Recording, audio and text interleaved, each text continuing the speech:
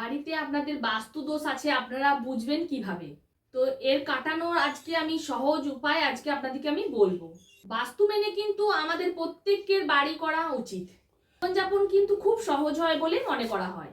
আপনার বাড়ির যদি বাস্তু খারাপ হয়, নানান সমস্যা কিন্তু শুরু হতে দেখা যায়। তো আপনি কিভাবে বুঝবেন যে আপনার বাড়িতে বাস্তু দোষ আছে বলে? চলুন, আছে কিছু লক্ষণ, সেগুলো আমরা জেনে নিই।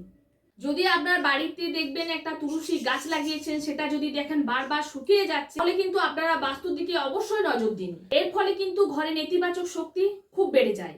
এটি ইঙ্গিত দেয় যে আপনার বাড়িতে আর্থিক সমস্যা দেখা দিতে চলেছে। ঘরের বারবার যদি আপনার কোনো কাজ ভেঙে যায়, তাহলে সেটাকে কিন্তু আমরা অশুভ বলে মনে করি, যার অর্থ হচ্ছে যে পরিবারের কোনো সদস্যর একটি বড় সংকেত দেখা দিতে পারে, অথবা একে অন্যের সাথে বিরোধ হতে দেখা যায়। এটি বাড়ির বাস্তু দোষ নির্দেশ করে। বারবার আপনার হাত থেকে যদি সোনা হারিয়ে যায়, আপনার ঘরে বাস্তু ত্রুটি রয়েছে।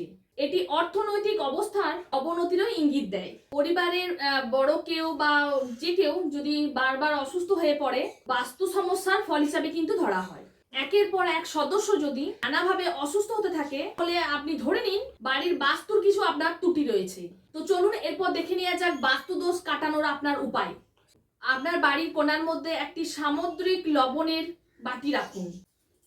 এর ফলে বাতাসে ইতিবাচকতা আসে। এটি সমস্ত নেতিবাচক শক্তি করবে এবং এটি একটি শান্তিপূর্ণ পরিবেশ তৈরি করবে। আপনার বাড়ির প্রবেশদ্বারের দরজায় পরিতে আয়না কিন্তু একদম রাখবেন না। আপনার বাড়ির ঢোকার রাস্তাতেই টেবিল বা তাকে একটি ফেনসুইং পিরামিড রাখুন। ইতিবাচক শক্তিকে আকর্ষণ করে উইথ চাইম।